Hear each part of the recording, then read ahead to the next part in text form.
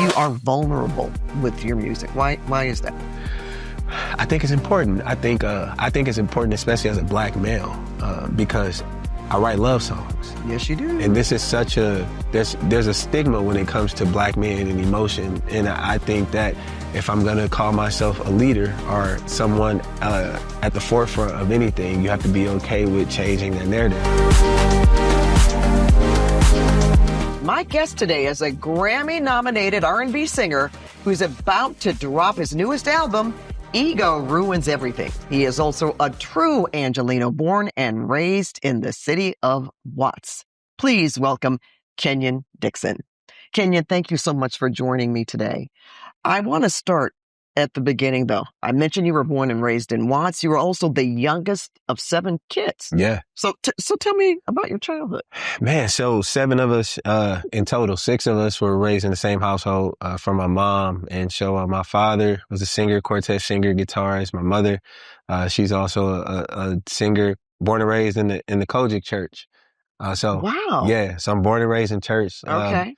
Very, very, very strict Christian upbringing, to the point to where I would get in trouble for listening to any other music. If my parents caught us with any secular music in the household, any CDs and things like that, we would get in trouble. So I was a pew baby, as they call it, because I was in church Monday through Sunday. Okay. And so I was in choir too, but not quite like that, Kenyon. Okay. So I understand. Yeah, I was at choir rehearsal. I mean, my mother was just everything possible that was happening at the church. I was there. And so, again, I'm the youngest of 7 in total, but 6 in the household, and they're all musically inclined. And so, I was just kind of fully immersed in music, whether I liked it or not. I really didn't grow to love it on my own until I was probably a senior in high school, because it felt mandatory. This was the family's business. This is what everybody did. So I think also being the youngest, you're juggling with trying to find your own identity and find what you love. To only have loved music the entire time, but to try and move away from it just to find something different for it only to still end up being my thing. Wow. And you love it, though. I love it. You love it. So you're glad. I wouldn't be the we're same glad, without too, it. that it turned out to be your thing. I heard that as far as music is concerned, you also pursued another venture, if you will, in high school. You like to dance? Yeah. So I also grew up dancing professionally. I first went to a dance school called the Universal Dance Designs, led by Paul and Arlene Kennedy, and I toured with the Kennedy Tap Company. So the specialty there was tap dancing. I trained in tap dancing since I was about 9 years old. Now that's a gift. Yeah, it helped me a lot with music, which I'll tell you about. But I trained there in tap dancing for about probably close to 15 years. Wow. And so I went there, and then I also went to the Debbie Allen Dance Academy, where I got into more like musical theater as well, and trained there for a while. Did some of the summer intensives and hip hop intensives and things. And so, I toured traveling with the Tap Company. Ended up teaching, but doing hip hop and all forms of dance and everything. But it helped me a lot. One of my specialties, I guess, in my songwriting that people always identify is how rhythmic everything is, which is something I learned from tap dancing, because I learned how to hear syncopation differently, and not just the obvious beats, but how to move in between everything that was happening. And so, as you know, luck would have it, a professional. No, seriously. So theory, did you ever study music? Yeah, I did study music. Okay. So Yep. Singing, dancing.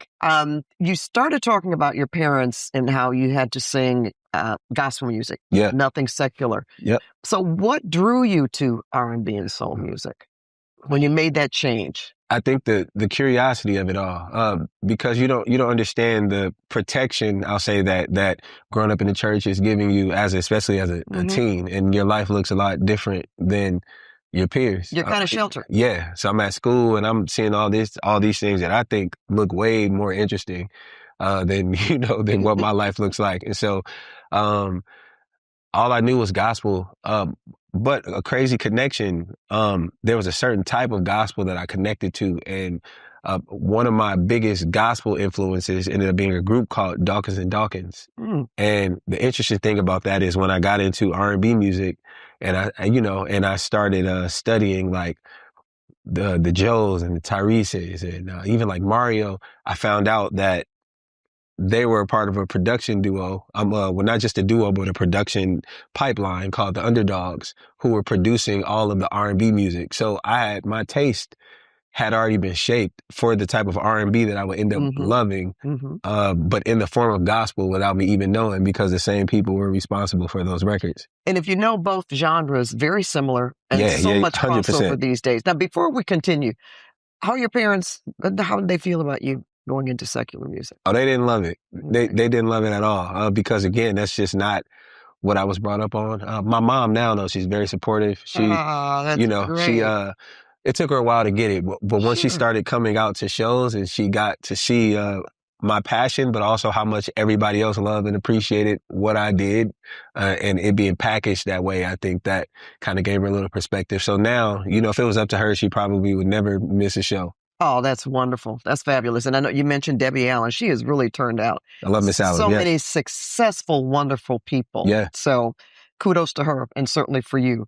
What would you say was your breakthrough moment? I mean, you switched. I shouldn't say switch, but you went to R&B from gospel. Yeah. You decided I'm going to do this as opposed to dancing. What happened that made you feel, okay, I'm going to stick with this because I really have a shot?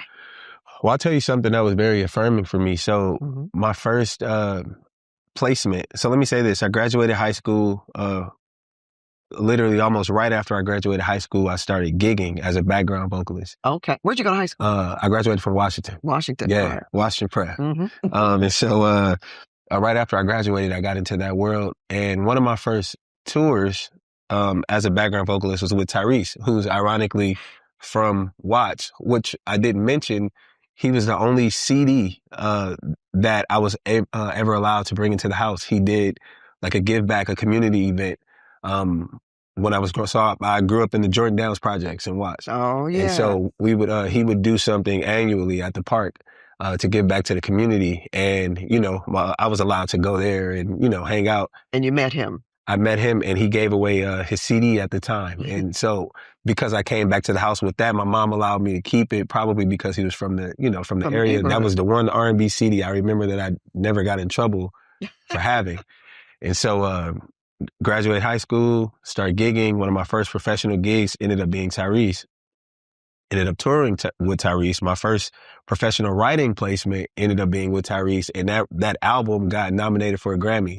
And so that sequence of things kind of gave me a certain validation that let me know just my scope of what I was doing. I was probably on the right path, because that felt too particular. Like these are things that people work for years to even get access to take a shot at the opportunity. And here I am on the other side of it and being able to celebrate the success of, working effectively. And so, wow. that did something for me. Are you still in contact with Tyrese? Yeah. That's like, Tyrese is helped me my entire career, really showed me the ropes. And as a younger R&B guy, like you can't really learn from anybody better. That's like and he's so genuine. Yeah. He's genuine. Yeah. He's crazy. That's my brother.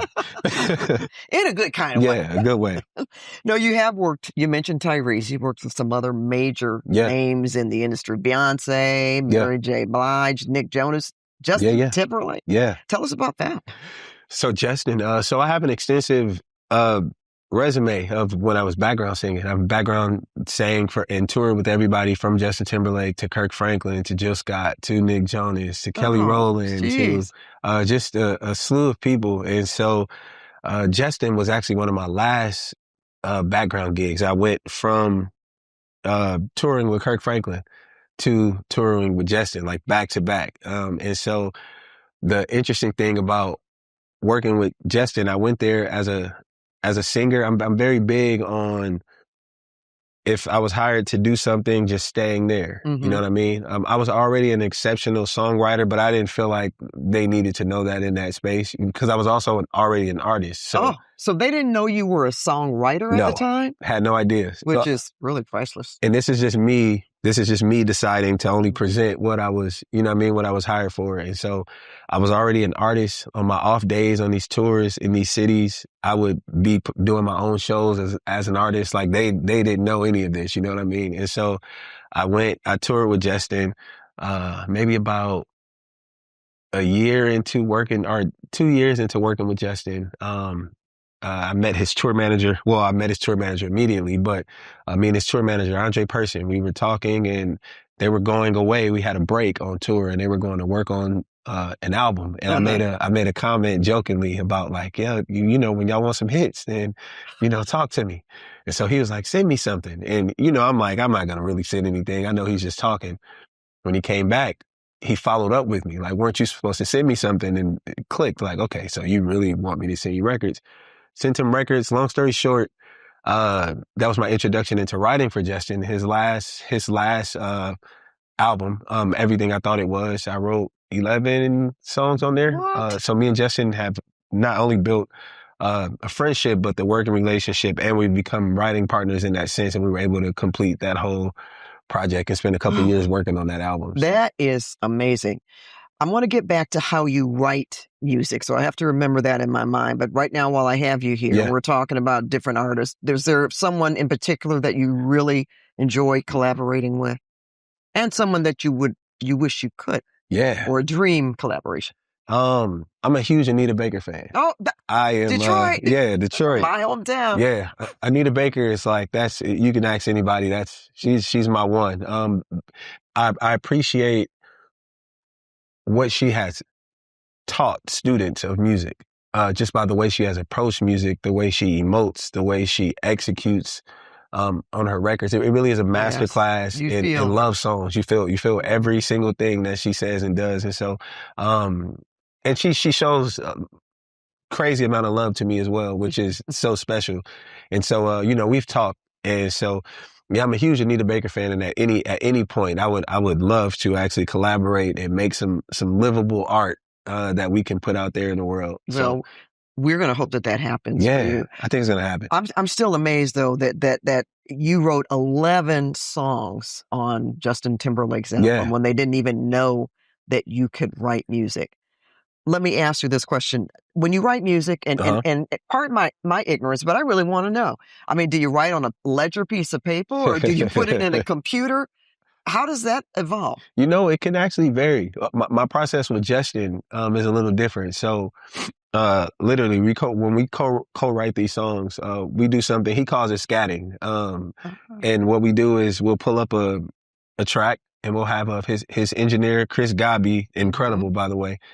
Chris will pull up a track and turn the mic on. We'll go in the booth. We'll maybe mess around with some melodies and stuff for a second. And when we think we got something, even if it's just a melody, we'll go down and go in and like lay down a scat. And that may consist of both melody and some random words.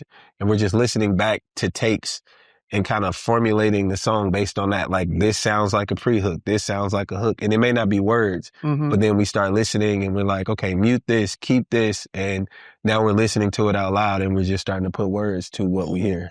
So actually, that could come before you actually start to write. You can listen to something and then you just come up with the word. Yeah, and we also do a lot of shared notes. To your point about if we're writing, like physically or computing anything, me and JT, what we often do is we'll start a shared note and on the phone, and you know, you can see in real time as someone is updating, and so we'll just be writing random lines down and yelling stuff at each other.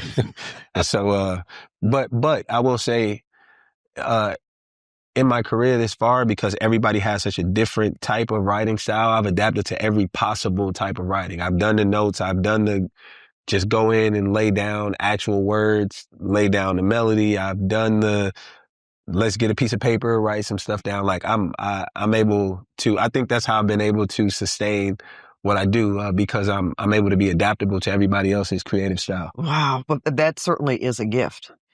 May I ask you, is there something you like better? You like singing or songwriting, or should I ask you that? Yeah, I love it. I love that question. You know, it works together for me. I think, I love singing. It's natural, whether I was singing for someone else or for myself, just in the house.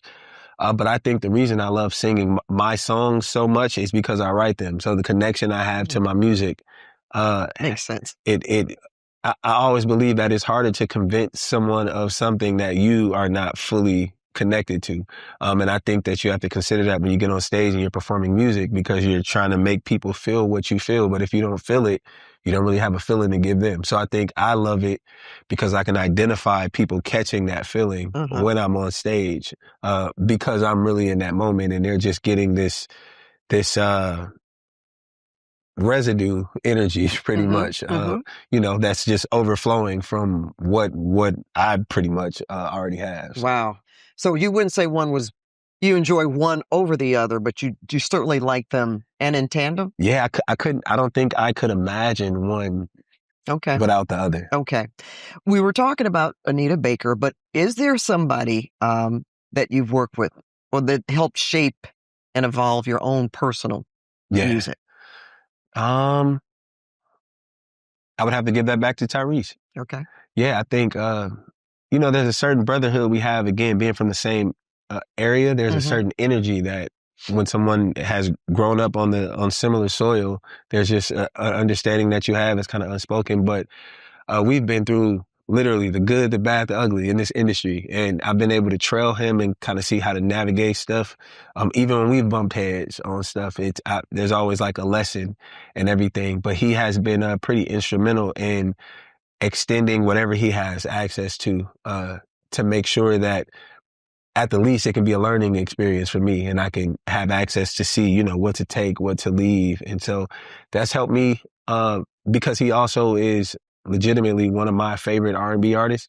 So he is one of those guys that I listen to and study because he's so vocal forward. And by that, I mean, there are very few artists who can just go on stage and sing and not have to move and can captivate you because they understand their voice. That's right. I resonated with that. And they've got a great voice. Yeah. And you do.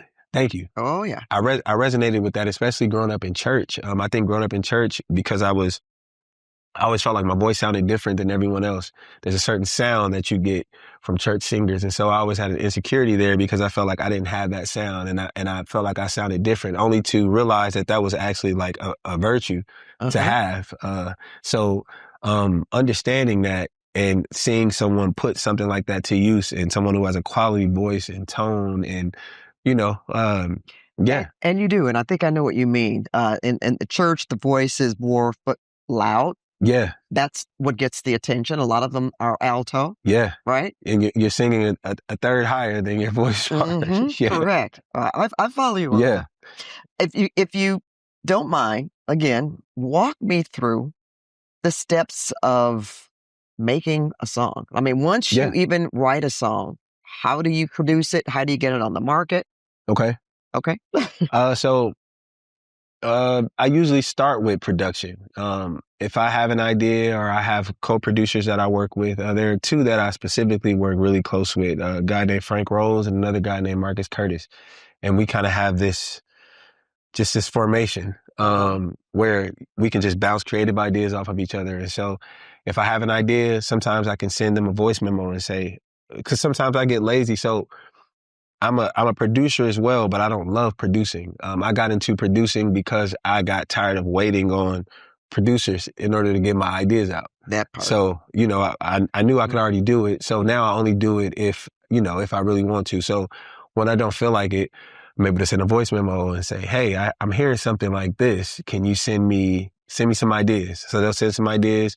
I always start with music first because the type of music that I do and the way I brand my music, I think it's important to feel something. I think that the music is already a story of its own. And as a songwriter and as an artist, your job is to basically put words to that story and explain to the listener what they're feeling. So if I could listen and I can articulate, because this is my professional job and my expertise, if I can articulate what I feel, the chances of you connecting to this song are much higher because you likely feel that same way. And I'm also doing you an even bigger one by saying, this is why you feel that way.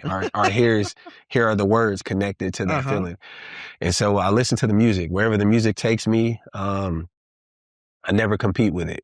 I Oh, I approach like that. everything from that I point, remember that. and I literally lay down and execute what I feel. And once I feel comfortable enough, we deal with all the technical stuff and get the mixing together, which is also another world people don't understand. Those frequencies and stuff matter when you listen to music, Yes. Okay. where your voice is sitting, making sure if you know a track is mid heavy, as far as if it has a lot of like keyboard programming and different things like that.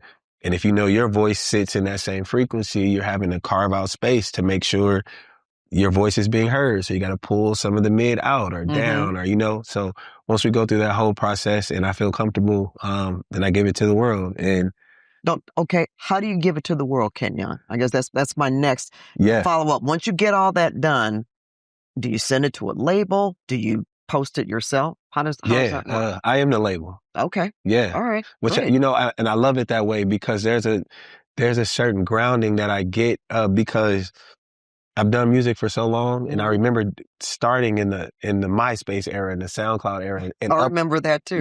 and uploading my music myself. So when I put out a album now, and it's a big thing, there's a certain grounding I get from me having to be the one to upload it, because it takes me back to why I loved doing it in the first place, because this is what I remembered. And so I'm literally just uploading, going in my distributor's portal. Okay. Entering all the metadata myself, track listing, lyrics, making sure everything is, what it is. Management coming behind me just to check and make sure I didn't miss anything. And I'm pressing that button. And, when it's time, it's released to the world. That's terrific. And I asked you that question. And again, this is like, okay, I'm getting a lesson in how this is done, because it sounds different. Yeah. Than back in the day, if you will. I mean, you had to have someone do that for you. Yeah. Right? Before it was even ready for market, but it's not necessarily that way. You can do everything yourself. You can distribute. Yep. That's smart. You can do everything yourself. You're owning it. Which is a gift and a curse. Okay. Because where's the curse?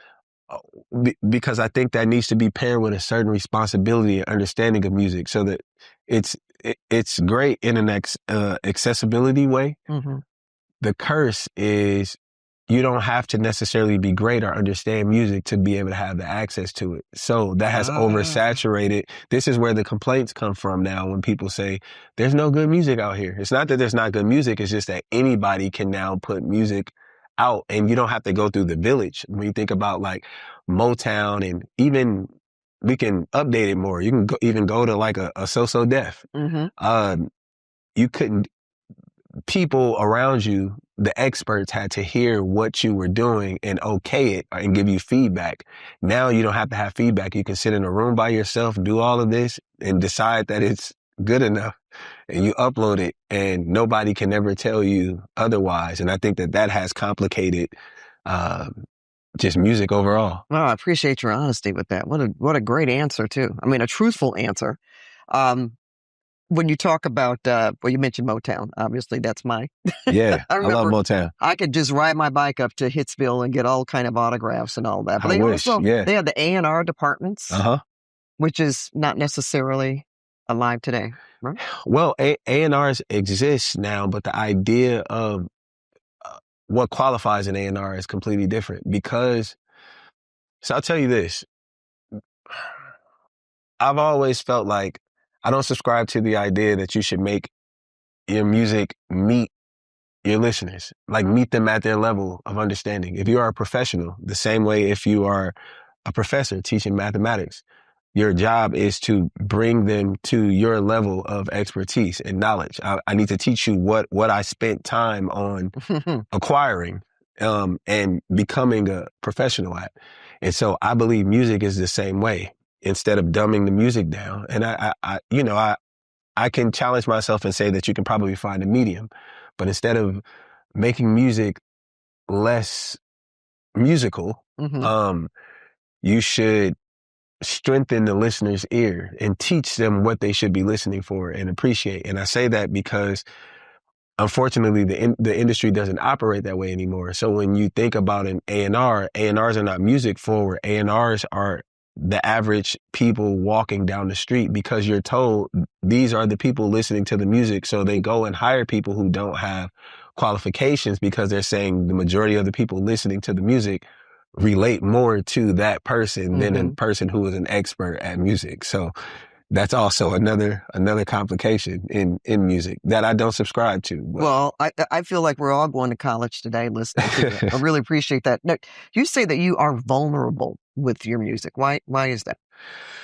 I think it's important. I think it's important, especially as a Black male, because I write love songs. Yes, you do. And this is such there's a stigma when it comes to Black men and emotion. And I think that if I'm going to call myself a leader or someone, at the forefront of anything, you have to be okay with changing that narrative. And so I think we all relate to music. And so sometimes when you have conversations, again, just as a man, if I'm talking to my friends, there's certain ways that you can't convey things. But if I put it in a song, you'll listen. And so I think that vulnerability, as an R&B guy who's making love songs is important because it teaches people lessons silently, and it plants ideas that can ultimately just shape us all up for a better experience with each other. You know, Kenyon, for someone of my generation, I mean, that's what we were raised on, R&B. Other genres, of course, classical, jazz, blues, what have you, country even. But R&B, if we could stay with that for a moment, you're a young artist. What do you think about that genre today? Why has it changed? I don't know. It seems like, you're kind of hard pressed. Yeah. Unless you really want to follow R&B. It's almost like you have to look for it. Yeah. So I think the positioning of R&B has changed. I will say it has always been multifaceted. It hasn't always just been this one showing of love. There's always been different types of love and experiences in R&B. What's being chosen to be highlighted has changed. And, we can thank success for that. Investments and labels wanting return, and they're realizing what people respond to. I think that has done its job. But I do think I can say I respect the bravery and creativity of younger artists. I think they're not afraid to make, to be these leaders and make the new stuff. I just think that life looks different. And if we say that art imitates life, I don't think life looks like it did when we were getting some of these songs that we got back in the day. People are struggling a lot more. Things are so challenging. And then add social media in the mix of all of that. Yes, very different. Yeah. And so I think people are writing about it's double-sided because I feel like there was a lot more. There was a lot of honesty in the love songs. Well, I think the honesty is still there. I think love looks different. That's why R&B looks different. Made me think about Marvin Gaye, who was wrote and performed so many love songs, and then he talked about social change, what's going on in music like that. Let me ask you a question: have you thought about doing any other genre of music, or do you like your lane where you are? I've explored a little bit. The last album that I just got nominated for a Grammy for, myself and Terrace Martin. That was a more explorative album. We kind of tapped into more of like jazz fusion, still soul and everything like that. And I think what was cool about that is because I do have interest in other genres. I also write all of these genres, but as an artist, I tend to strictly stick to perform R&B. But what I appreciated about that is it reminded me that there are some other emotions that sometimes you don't tap into until you hear different styles of music. Wow. You're so fascinating. I love to listen to you talk. I appreciate you. No, seriously. You've been nominated for a Grammy 5 times, including 2 this year for your work with Terrace Martin, as you mentioned. So how does it feel to be recognized that way? You strike me as someone, and I'm not trying to lead you, but just talking with you and just meeting you for the first time, I think you're like, yeah, that's nice. But in your heart how you feel about your songs. Yes. But I'm going to ask you that. How does it feel to be nominated? There's accuracy there. I'm always honored.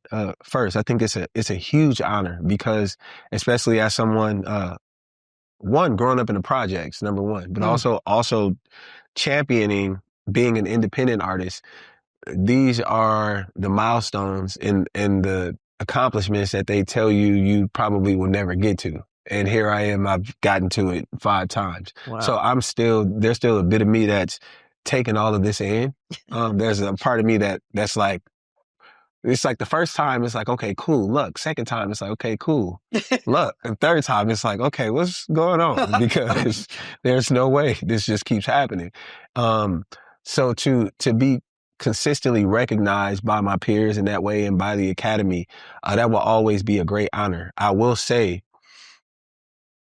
where I've landed with it is that I'm satisfied with my music, whether it gets that recognition or not. Okay. I'm making music because Right. I love music and my connection with my fans. And when I say connections with the fans, I've noticed where my purpose in my music lies. Because a lot of people think like the purpose would be making the music.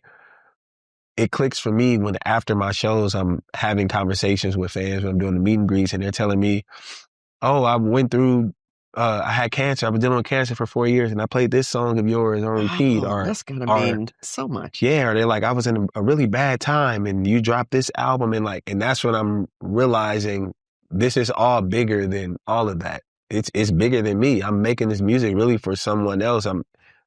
That's the other half of it. You know what I mean? It's therapeutic and cathartic for me to go through that process to record and get it out. And you listen to people, obviously. Yeah. Okay. That's also, I don't know if you call that a gift, but just the fact that you are willing to do that and you get something back from it. Yeah, because I think music is an exchange, especially as an artist. So I think that's important to, you're getting support and you're also giving something. So I think you want to keep that in motion. It's something that's continuous. Let's move up a little bit to AI. There's been a lot of discussions Yeah. about AI in the entertainment industry, certainly in Hollywood and even in the music industry. So I want to ask your take on that debate. Do you feel like artists can use it to their advantage, or do you think it's more of could be a little dangerous? It can be dangerous. I think anything without guardrails there's an issue there. My biggest issue with AI is the fact that there's no protection for real humans who go through life gaining experience to figure out how to actually manually do this stuff and connect to it. And AI can come along, skip the whole process that develops what makes you qualified to do this, and also not even have to acknowledge or credit the actual human experience. I think that's dangerous. I think AI used responsibly as a resource, if there's protection in place for real creatives, I think that could work. But I will always be against taking from humans and what they've built and what they've went through, because it's not just the skill. It's like what you had to do to develop that skill. And that's not just going to school. That's days of heartbreak and just living life is the human experience. And so, yeah, the problem right now with AI is that it doesn't have to, you don't have to ask for permission to be able to use the likeness of creatives. And I think that should be punishable, because I think if we take it out of context of being creative, if you took anyone else's work or identity in any form, a social security number, like anything, you know what I mean? It's like those things are punishable. So it should be no different with your creative intellectual property. So I think AI and anything like that in the wrong hands is a problem. All right.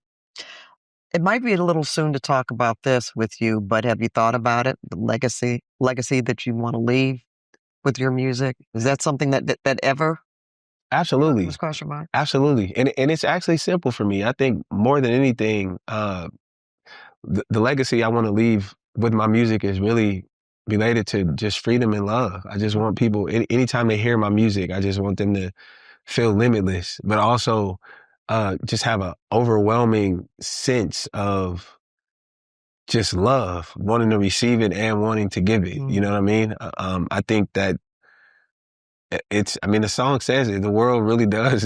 What the world needs is love. And I think, you can't go wrong with more of that. And so I think I've done my job, if after someone listens to one of my records, if you're at odds with your partner, it makes you want to go and talk to them, and or it makes you miss them, or at least think about the good, because I think we have enough that prompts the other side The of other that. side. Well, what's the message for upcoming artists, younger artists that want to go into R&B, that want to make it or hoping to make it? I think it's important to just get started. I think we talk ourselves out of a lot of progress because this is the complication of social media. You're seeing everybody's highlights. You're not really seeing the process unless they choose to share it. You're seeing what worked. You're not seeing what didn't work. And so I think naturally, and I think it's a human flaw, but naturally there's comparison anytime you look at something that someone else is doing. And social media gets tricky with that because it's against your will. If you open up your phone, you don't know what the next post is going to be. It could be something that completely triggers you. Yeah, there it is. Yeah, you had no way to know. And so I've met a lot of artists who tell me what they want to do. And I ask them, like, well, have you recorded or have you done? And they haven't gotten started on anything because in their mind, they're trying to perfect it first. Instead of just doing it. Instead of just starting. So I think it's so important to start, because once you start, you get real intel, like real navigation in real time, and you might not even feel the same. You might decide you don't even want to do music anymore once you see what that feels like, So I just think, if it's something on your mind and you feel that strongly about it and you're thinking about it so often, give it a shot. Actually start the process and then figure it out from there. Because if I've learned nothing else, being an independent artist, your journey is really yours, and there are ways that can be made only for you based on how you approach it and what you execute. And so, yeah, there are some things that seem impossible that are made possible just by your faith and your action. So Wow, it's important to move. That's powerful. Okay, so tell us about your new album, Ego Ruins Everything. Just talking to you, I don't see an ego, and maybe is that what that means? Ego Ruins Everything comes out this summer. Yeah. Ego ruins everything. It's unfortunate. It's unfortunate because I think most of the damage that's done to ourselves isn't by like enemies or other people. It's done by the version of ourselves that we like the most, the version that we see everybody else applaud. And so I think that's what you thought about. Yeah, for the title of this album. Because so that's what the album represents to me. It takes you through the navigation of that. But it's not the important thing is just that connotation is only one part of the title of the album. What Ego Ruins Everything is also about is navigating the ego and realizing how not to let that happen again. So okay, you do give advice. Yeah, absolutely. Absolutely. But it is I don't think anybody ruins their life on purpose. Right. You know what I mean? But the crazy thing about ego is a lot of the times it shows up looking like the things you pray for. It looks like success. It looks like money. It looks like fame. You know what I mean? And you don't realize the damage or what it has cost you until it's too late. And so, Ego Ruins Everything is a concept album. It's my story. It's some of my story. It's some of your story. It's some of everybody's story, put into art. Because like I said, I think that is where people become most receptive of lessons that they need to move forward in life. And so, it's an album about, identity, but also the failures and how to recover from them. And the lesson here is that you are able to start over, because ego is not the enemy. Ego is just a terrible leader. So you never want to let ego lead. You have to teach ego what to do and where it belongs. So you take control of ego. Absolutely. Words. How many tracks on this album? We're looking at 17 tracks, including interludes. Okay, that's a lot for ladies and gentlemen. Yeah. You're going to be entertained. I had a lot to say. There's a lot to say about ego. Why you said that. Well, before we go, I'm hoping that you'll play a little quick game of rapid fire questions. Yeah, let's do it. Okay. First of all, studio session or live performance? Live performance. Early bird or night owl? Ooh, early bird. Is that when you like to write? Depends. Okay. Okay. Depends on the energy of the song I'm working on. All right, so it's not like you have a preference for day or nighttime. No, creativity has a mind of its own. Yeah, There you it go. can take over at any point. Okay. Love songs or heartbreak songs? That's so half and half of the R&B because they are both equally R&B. But I'm a love song. I'm a Cancer, so I'm a lover. I was going to say Yeah. most of the songs that I've heard that you've Love done. songs. Okay. Classic R&B or modern R&B? Anita. I know. I love classic R&B. I also love modern R&B for the newness of everything. But I wouldn't be able to make the music I make without the classics. So. Okay. A song you wish you had written? Return of the Mac. What? Return of the Mac. That's my favorite song ever. It's the best song. I want to be Return of the Mac, the song. If it's possible, I want to figure out how to make that happen. Well, every time that I hear that song, I mean, that gets you going. Immediately. It makes you feel good. It doesn't matter where you are. I agree. Most memorable fan interaction? Most memorable fan interaction?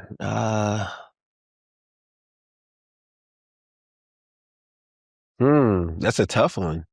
Because you've had so many. I've had so many, and they've all meant so much to me. A really cool moment, I will say. There's a fan in D.C. who gave me a really cool painting that's hanging up in my house. It's a painting of myself. Oh. And there were a group of them who kind of came together and like presented it during the meet and greet. And so I'll always remember that because also every time I walk in the house, now I look and I see the painting. So shout out to Monica for that painting. Oh, that's a great interaction. Yep. Shout out to Monica. Favorite song from your catalog? Ooh, I love this one. Yeah, you have to rate yourself. My favorite song from my catalog right now, I think would be Can I Have This Groove, which was nominated for Best Traditional R&B Performance. That's Oh, thank you. I picked the right song there.